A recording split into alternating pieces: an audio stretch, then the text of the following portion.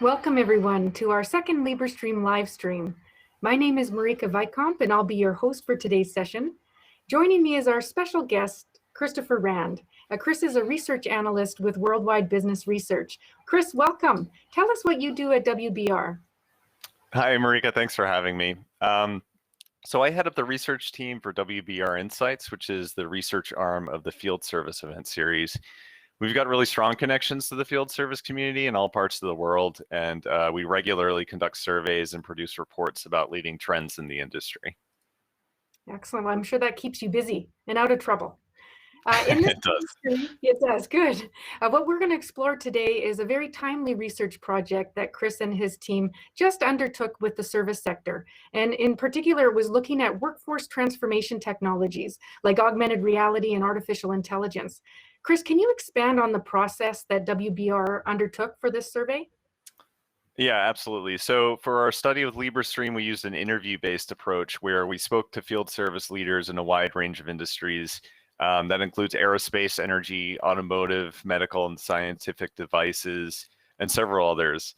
So each respondent represented a company with about $500 million or more, US dollars or more in annual revenue. Some were reaching as much as tens of hundreds of billions of dollars. So very large organizations, but quite a diverse group of organizations that you took a look at. Why was that so important to get this diversity? Yeah, so among other technologies, our study's focus was on augmented reality, or AR, and its applications in field service. AR has applications across these industries, and since we wanted to understand adoption from a number of different angles, we felt like getting a wide sample across industries was the best approach. I think the results really say a lot about the future of AR adoption as well. Okay, well, I can't wait to learn more into what you found out. Can you start just by sharing what some of the key findings were within the survey and why you feel those are significant? Sure. So I think one of the biggest findings was that 100% of field service organizations in our study are already using or plan to use augmented reality within their service operations. And many of them have already achieved high levels of maturity in their adoption of AR. We also found that 54% of companies with field service operations are going to increase their spending on AR in the next 12 months. And 82% of those companies are going to do so by 20% or more. So the takeaway there is AR investment and adoption are definitely on the rise. And I was also interested to learn how important AR technologies are as competitive differentiators for service teams who provide them to customers, or in customer interactions, rather. That is interesting. Definitely a lot of investment coming too. And that competitive differentiation aspect really speaks to, I think, that first mover advantage that these organizations are going to have.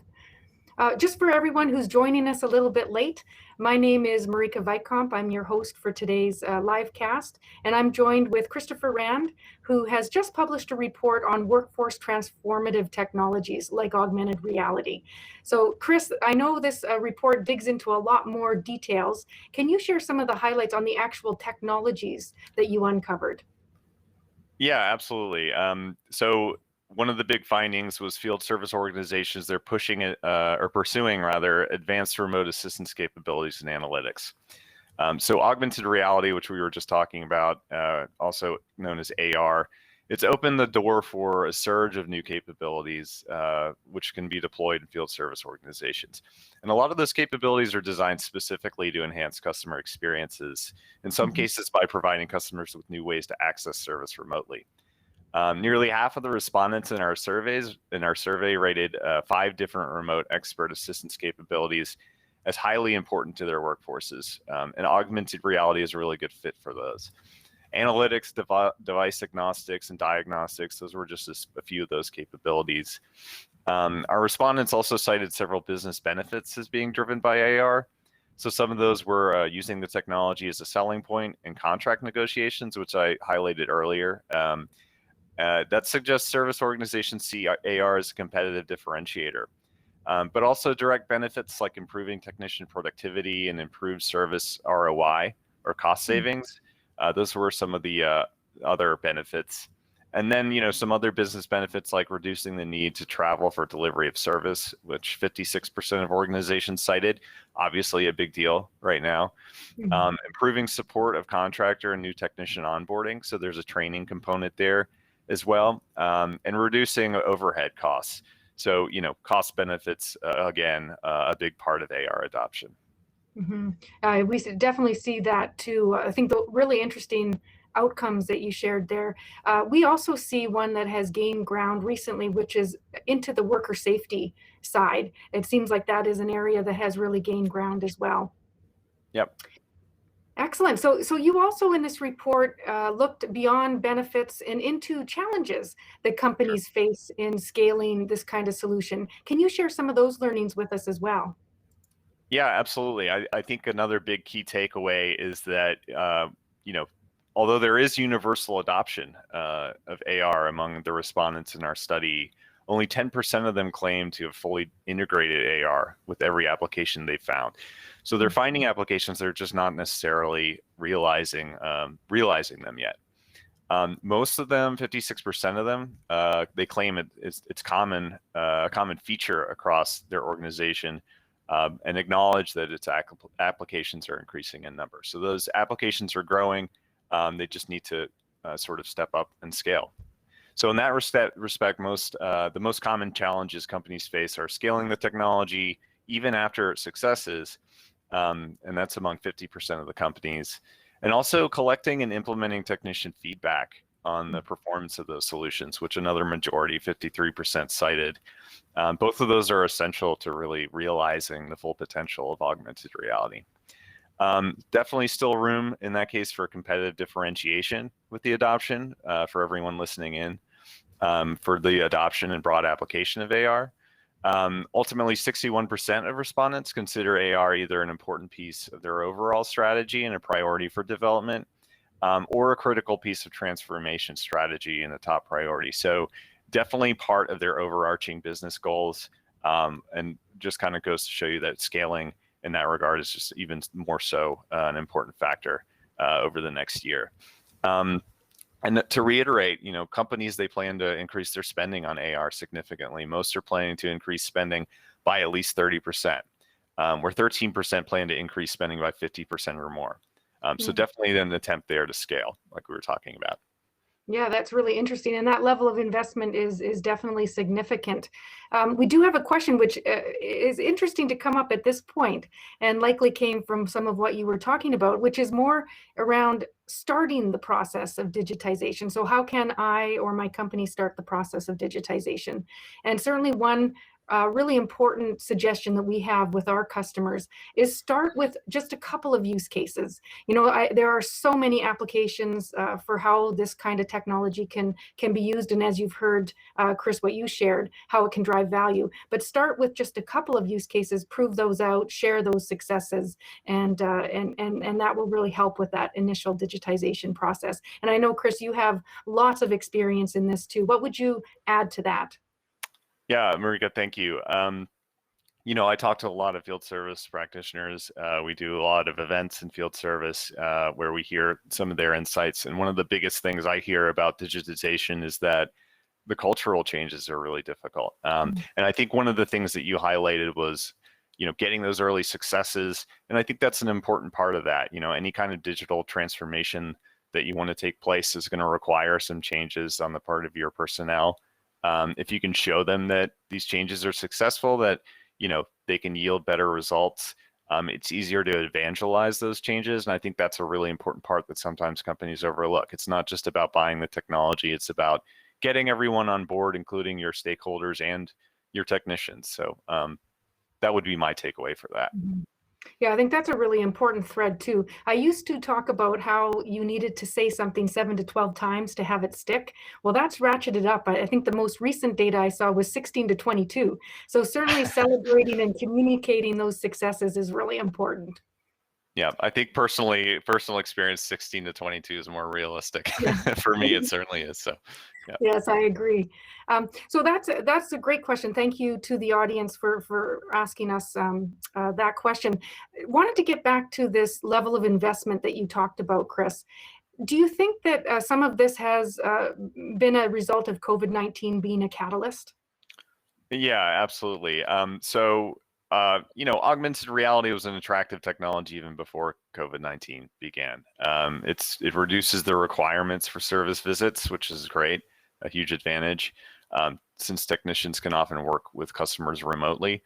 But naturally, AR became more attractive once COVID-19 hit. It allowed service teams to do even sophisticated work without service visits, and even eliminate service visits altogether for other types of work. Mm-hmm. So I think AR is going to help other companies transition out of a break-fix model as well.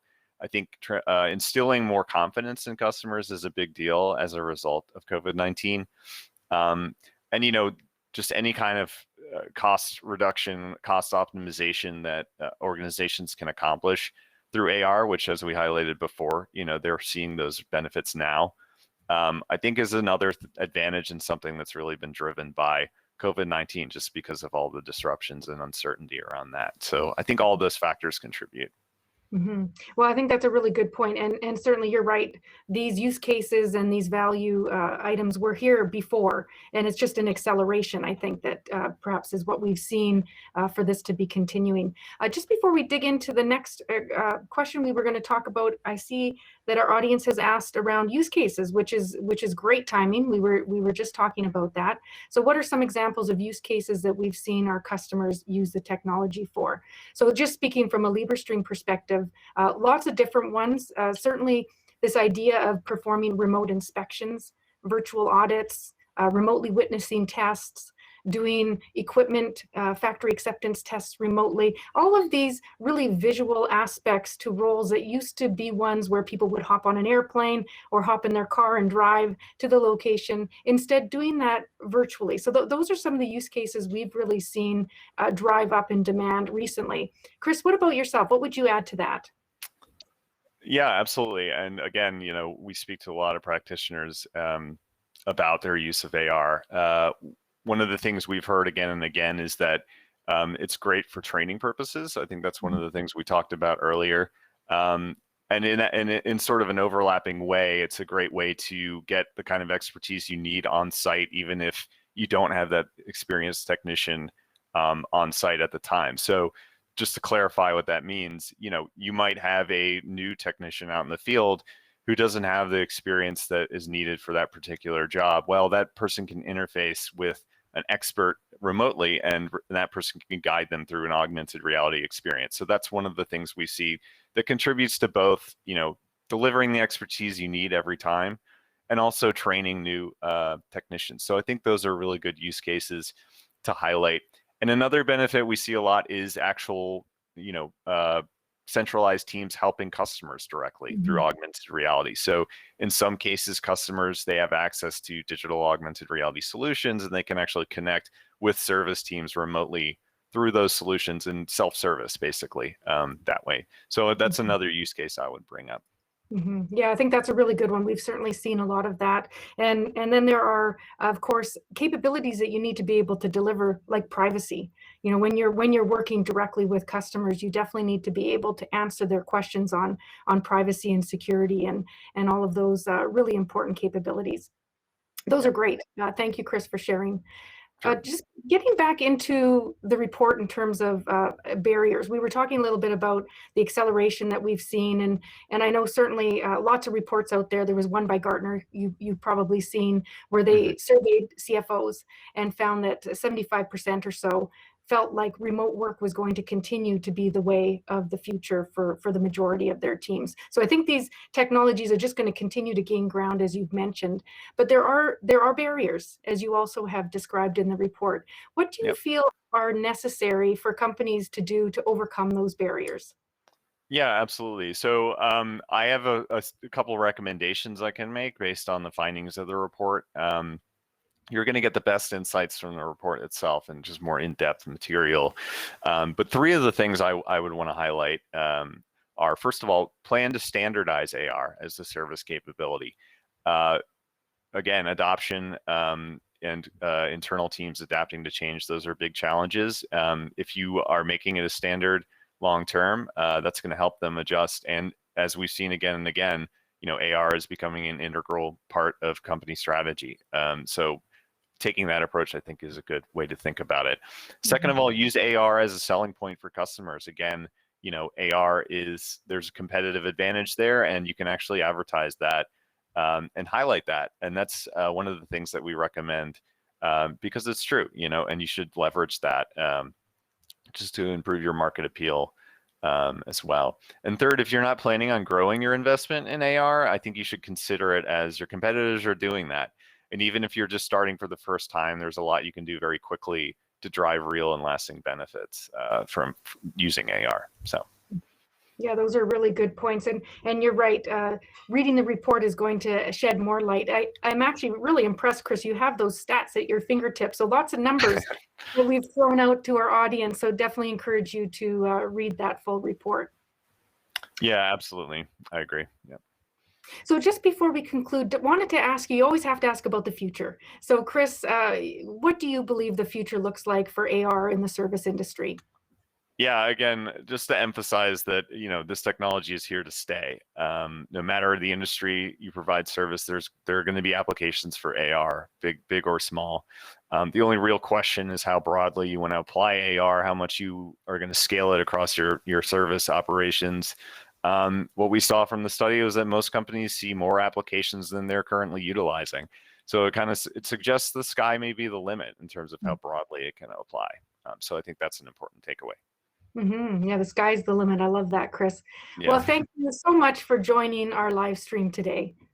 Thank you. It was a real pleasure. Thanks so much.